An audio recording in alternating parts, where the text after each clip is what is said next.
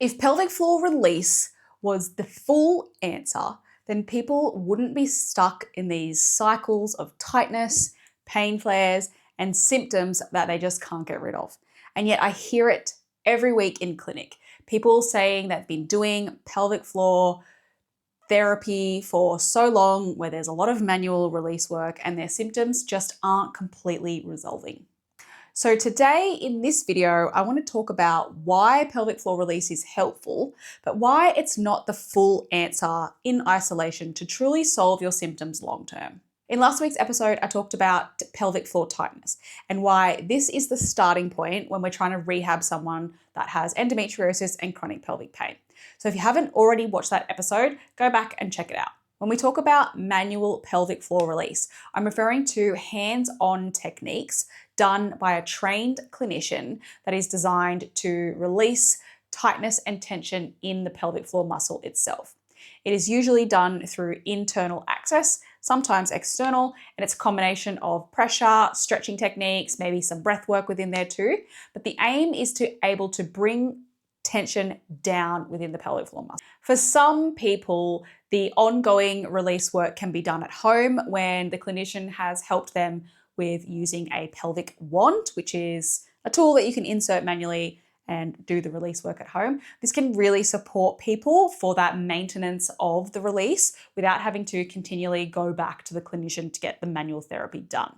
For many people who live with pelvic pain and endometriosis, manual pelvic floor release is often one of the first therapies that they get recommended to go and do in order to help their symptoms of pain, but even pelvic floor dysfunction symptoms. Manual release can be such a valuable tool for people. It can help with reducing that tension and tightness feeling within the pelvic floor. It can help with symptom relief as well as general awareness in the pelvic floor muscle that is required for someone to be able to consciously relax the muscle themselves.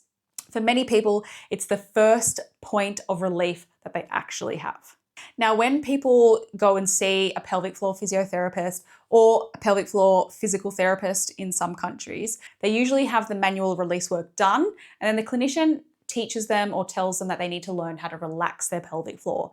I think it's really important here that we recognize the pelvic floor muscle is a very hard muscle to see or feel what you might actually be doing. So when you're told to just go and relax your pelvic floor, this can be incredibly challenging. And if the baseline tension in the pelvic floor is quite high, this can reduce the ability to have any sensation of relaxation or letting go or stretching through that muscle tissue. Manual release can create the space within that area to actually let go a little bit and give people that sense of feedback that they feel some motion through their pelvic floor, and they can actually start to practice the relaxation part of that pelvic floor therapy a little bit more successfully. But there is a key point. Reducing the tightness in the pelvic floor doesn't mean we're resolving the reason why the tightness is there in the first place. And this is because that pelvic floor muscle tightness is rarely an isolated muscle problem when it comes to endometriosis and chronic pelvic pain. There are a lot of other drivers contributing to this, and we need to actually focus on what they are to see long-lasting change. So let's talk about what some of those common drivers actually are. This is not an exhaustive list of drivers, but the most common ones that I see in the clinic. The first one is nervous system sensitivity. For people with endometriosis and chronic pelvic pain, the nervous system is stuck in more of a high alert state. And this tends to have a downward effect onto muscle tissue, creating a lot of tension and guarding. This muscle guarding is also mirrored through the pelvic floor, and we see lots of tension and tightness in that muscle. You cannot out-release a nervous system that is in high alert and driving that muscle tension. The second one is pain and inflammation. Ongoing pain and inflammation within the pelvic region can cause the pelvic floor muscle to move into more of a guarded state. It is a protective response to pain rather than a conscious effort of contraction. The body is trying to reduce movement and perceived threat that it is constantly getting within that area, and as a result, we get this muscle tightness. The third driver is fear around movement. And this can come from previous and past experiences with pain flares. If something you have done before has created a pain flare, anytime you try and replicate this, we can get a pain response or a guarding response due to the fear around this. So retraining movement patterns and feeling safe within those movement patterns is really important when the driving factor for tightness is this fear response to the movement pattern itself. Number 4, poor load tolerance. Now, this refers to when we try and do things a little bit more intensely than our body might be ready for. For example, adding weights to some of your squats in the gym or your exercises, or it could be an activity of daily living that typically is a little bit more challenging for your body. If this is a load that is not quite tolerable by your body, you may have compensation patterns. And one of them I see commonly is at certain levels of intensity, the pelvic floor tightens up in compensation for strength and stability around all the muscles of the pelvis and the core and the low back. Number 5 is breathing and pressure management. Your deep core system is in charge of this, and it's really important for creating stability within your body so that you can move really efficiently off that. If that system, which includes the diaphragm, the abdominal wall, and the pelvic floor, is a little bit dysfunctional and we don't coordinate well or manage the pressure well, we can see the compensation pattern in the pelvic floor when it is tuning in for poor pressure management. And the last one, number 6, is lack of strength and control.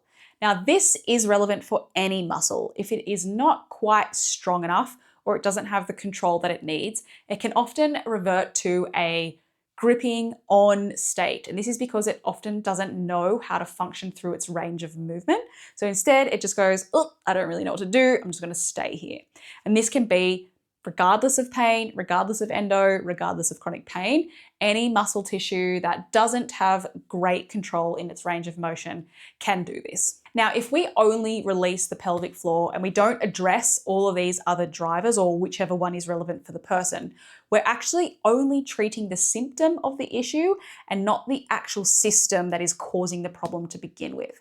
This is something that we see in healthcare all the time. For example, if someone is constipated, usually they're prescribed something that helps them go, and maybe we don't look at what is driving the constipation in the first place. Same thing with pain. If we don't know the root cause of why the pain is there, often we're taking a painkiller to block the pain signals within the body so that your brain doesn't interpret that as threatening. This is not really dealing with why the pain is there in the first place. Addressing the symptoms of all of these issues is definitely helpful and has its place. However, should be part of a bigger plan where we look at what is causing the problem to begin with. Pelvic floor tightness works exactly the same. If we only focus on releasing the tightness and not asking what the body actually needs and where the problems might exist, then the actual drivers remain unchanged and the body simply returns to the same patterns. Release can absolutely be part of the plan, but it shouldn't be the whole plan. So what actually does create long-lasting change? What creates long-lasting change when it comes to pelvic floor tightness is unraveling the layers that are actually contributing to it. It is rarely one single factor, but rather a combination of different things driving the problem. It could be nervous system dysregulation, it could be pain history, it could be dysfunctional movement patterns or compensation through different muscle tissue, and it can even be something just around fear and lacking of a sense of control. This is why the approach to pelvic floor tightness needs to be layered and also progressive. In my endometriosis programs in the clinic, everything works through phases, and this allows us the space to unravel each different layer and driver at different parts of the journey. Early on, the focus is nervous system regulation, and this is so that we can reduce all of the muscle guarding and bring safety to the system. From there, we work through pelvic floor retraining and core stability, and this is more about retraining how everything shows up, rather than just asking the pelvic floor to relax. We have to understand coordination and control and all the other muscles that feed into the muscle tissue actually doing that. As things become a little bit more settled and responsive, we can move into integration. And this is where we move beyond isolated pelvic floor as a singular system and think about it more as a whole body movement where we're looking at full movement mechanics and how the pelvic floor is working within those movements. Only then can we start introducing more load and more complex movement patterns. We can gradually build up tolerance and confidence in movements so the body doesn't feel like it needs to be on guard anymore, and we have established really safe movement patterns.